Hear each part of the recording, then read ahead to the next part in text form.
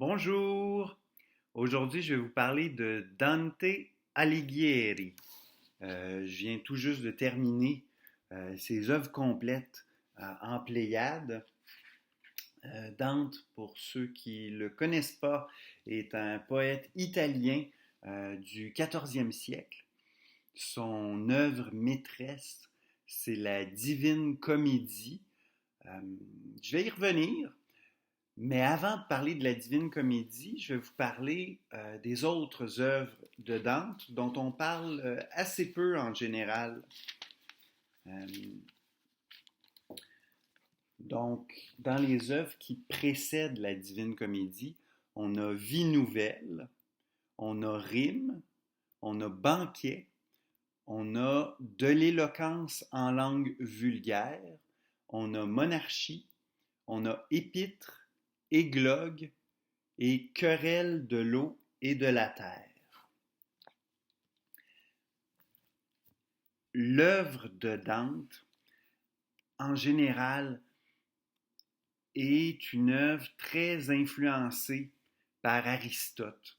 On sent le côté scolastique dans l'écriture. Si on prend par exemple Vie nouvelle, c'est une œuvre qui va mélanger à la fois des poèmes et de la prose. C'est d'ailleurs sa première œuvre, c'est l'œuvre où on voit apparaître Béatrice, qui va être un personnage essentiel de la Divine Comédie. Donc, dans Vie nouvelle, il va écrire un poème et il va prendre le temps euh, d'expliquer de façon raisonnée le poème. Et vraiment, dans son explication, il y a une construction vraiment aristotélicienne. Donc, je le soupçonne d'être un grand admirateur d'Aristote. Une autre tendance qu'on rencontre beaucoup euh, chez Dante, c'est cette volonté d'amoindrir le pouvoir de l'Église. On est vraiment longtemps avant le protestantisme, mais déjà, Dante va faire une distinction entre le pouvoir religieux du texte, des idées, et le pouvoir religieux des gens et de l'institution. Et pour lui, l'institution et les gens sont faillibles. La seule chose qui est infaillible, c'est la vérité divine, c'est Dieu lui-même et le texte saint qui est la Bible. Donc, ces essais, comme de la monarchie ou le banquet, vont lui attirer des problèmes. Il va être obligé de fuir Florence. En 1301, il y a un décret qui est signé qui expulse Dante de Florence. Si jamais il revient à Florence, il va être brûlé sur le bûcher. Alors, il passe tout le reste de sa vie en exil. Fait cocasse, le décret a été révoqué, donc Dante peut revenir à Florence. Il a été révoqué en 2008. Donc, s'il y en a qui trouvent que le changement est lent, sachez que la ville de Florence a pris 700 ans avant d'accepter l'initiateur de la Renaissance. C'est comme ça que je vois Dante. C'est l'initiateur de la Renaissance. Euh, Quand on va en Italie, on parle souvent de lui comme le père de la langue italienne. D'ailleurs, c'est l'enjeu d'un de ses essais qui est de l'éloquence en langue vulgaire, où il va défendre l'écriture en langue italienne. Puis c'est le début aussi euh, de la défense des langues populaires en Europe. On va voir arriver après lui des œuvres en français qui revendiquent le caractère français de leur œuvre. Même chose en Angleterre, même chose en Espagne. Mais en ce sens-là, Dante est un avant-gardiste. Euh, Son œuvre maîtresse, la Divine Comédie, je parlais tantôt du fait qu'il était aristotélicien, c'est une œuvre qui est purement pensée dans une structure à la Aristote.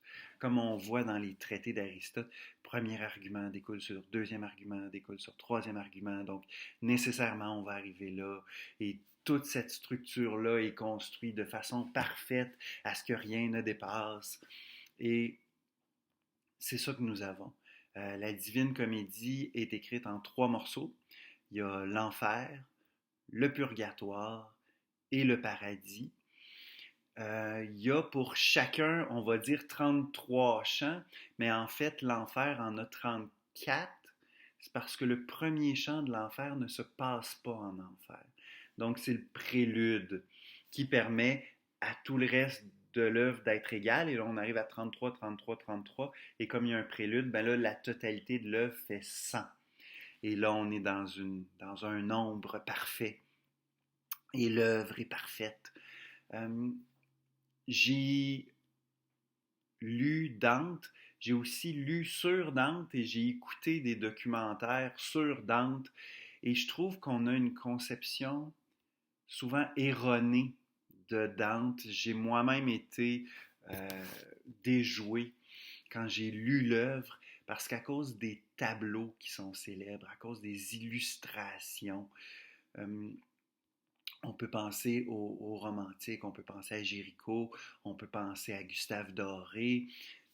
Toutes ces images de l'œuvre de Dante nous donnent une impression de romantisme. Or, c'est pas une œuvre romantique. Souvent, quand on va citer Dante, on va citer les extraits les plus prenants, les plus surprenants. En enfer, il y a des châtiments qui sont absolument horribles. Je me souviens des gens tordus. Tout le corps est tordu. Et là, Dante va dire de façon à ce que les larmes coulent dans la raie. Et là, c'est parce qu'ils ont la tête à l'envers, puis leurs pleurs tombent dans leur cul. Alors, c'est sûr que quand on lit ça, c'est très impressionnant. Ceci dit, c'est pas la majorité de l'œuvre. Il y a beaucoup d'explications de pourquoi je suis en enfer. Tel type de crime donne tel type de châtiment.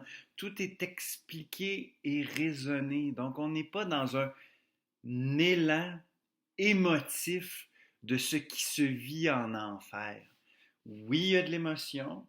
Oui, il y a des images fortes. Mais la Divine Comédie, c'est aussi un plaidoyer. C'est un plaidoyer sur une vision de la chrétienté. Une vision de la chrétienté qui a dérangé beaucoup. L'Église va d'abord rejeter l'œuvre avant de dire que c'est une œuvre chrétienne magnifique.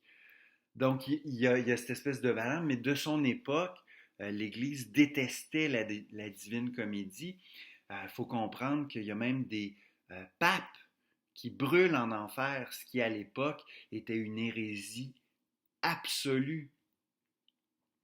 C'est une œuvre que je trouve intéressante parce qu'elle nous ouvre la porte sur un monde qui n'est plus le nôtre.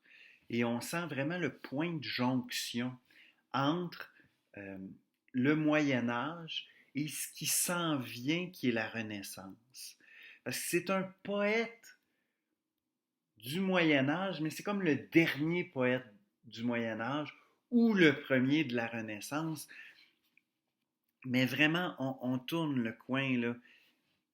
Mais je ne suis pas d'accord avec plusieurs des commentateurs italiens qui disent que c'est une œuvre actuelle, qui résonne dans nos vies.